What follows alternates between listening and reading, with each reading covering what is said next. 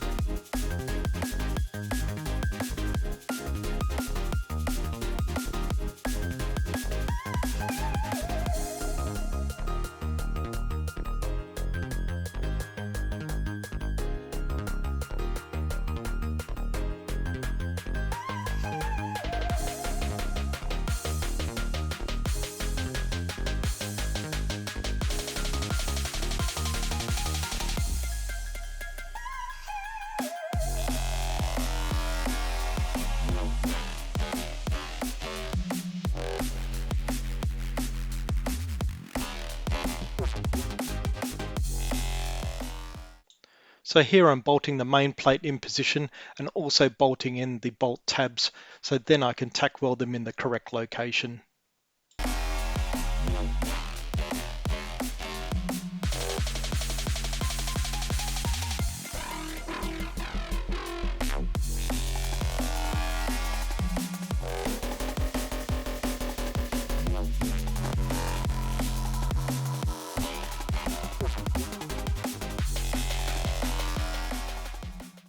Off camera, I tacked in the bolt tabs in place. I then took the bracket off and added an extra gusset plate. It's now ready for full welding and final finishing.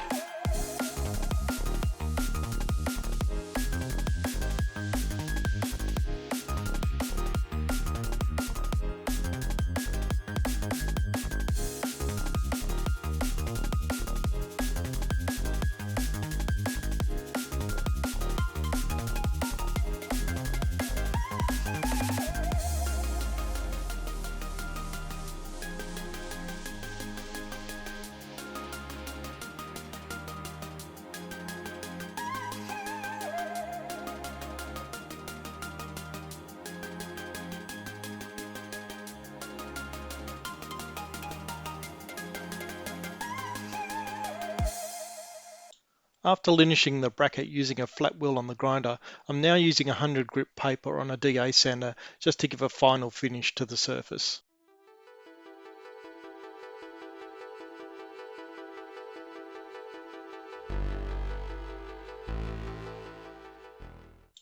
And here's the finished part ready to go back on the car. I'm not going to paint it today so I can install it straight away. So top tip, as they like to say on the internet, my wife got me this yoga mat. Obviously I don't do yoga if you've seen me in the flesh. However, it's great for applications like mine where I don't have a car hoist, but you need to get to the underneath of the car. Spongy foam, 12 bucks from Kmart. I've noted it as top so that the dirty side is always the same side.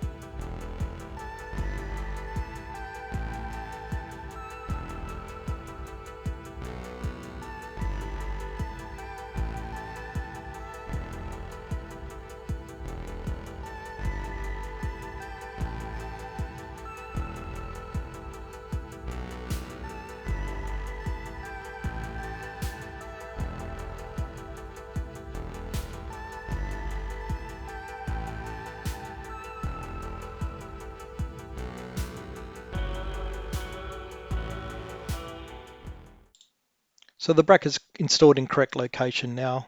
I think it should be strong enough, but I'll see how it behaves in the first lot of road testing. Here's the new aftermarket starter motor that I'm going to put in the car. Unfortunately, it arrived with some damage to one of the connectors, so I'm just going to use some epoxy glue just to glue it back together, as it's not a critical part. So I'm just going to chamfer off the edges here just to give it a bit more bite.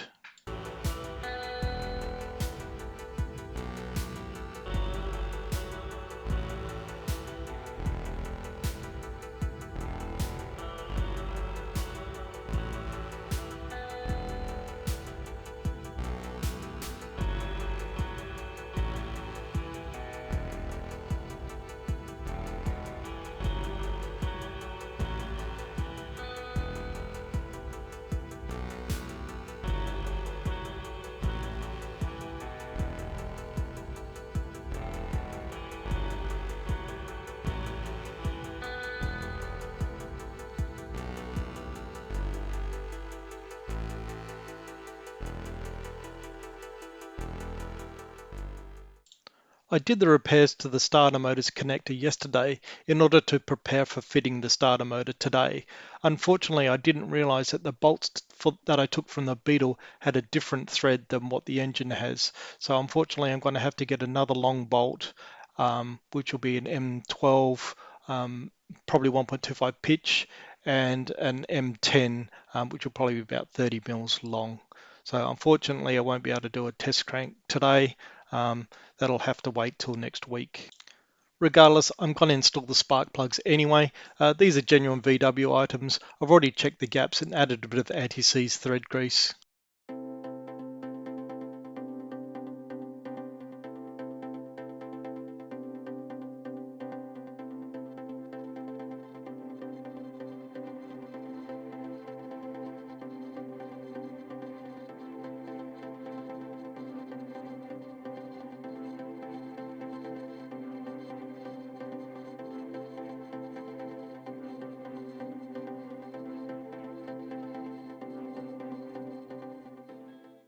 Off camera, I thoroughly cleaned the intake manifold. I've also installed some new OEM seals. The kit does come with the bottom set of seals, but I didn't take that part of the manifold off. I also installed a new seal to the throttle body, which you can see here.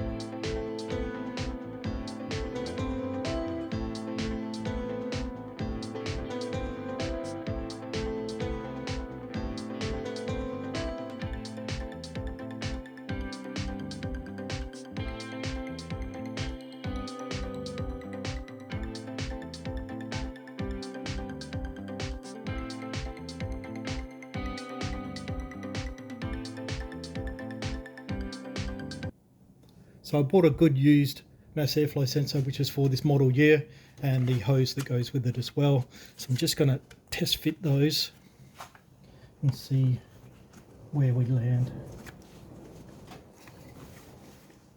Alright, so that's it in place there roughly.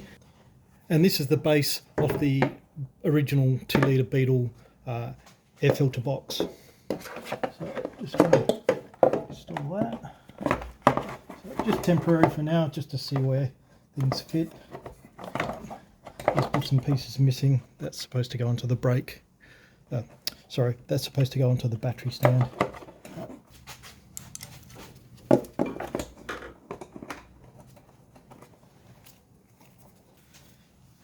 As I wanted the engine bay to look like a stock Volkswagen, an aftermarket airflow box wasn't an option. So instead of hunting around the Volkswagen parts bin, I decided to modify the original Beetle one. So here's some pictures of some prototypes that I made to modify the original Beetle airbox to suit the R36 MAF intake. So in order to produce those prototypes, I used Fusion 360 to generate the models, and then I exported those models to a 3D printer, which the final model is actually printed out of ABS plastic, which is more heat resistant than the plastic I use for the prototypes. This is the final test fit before I bond the 3D printed part to the original Volkswagen part. Put the 3D printed part on.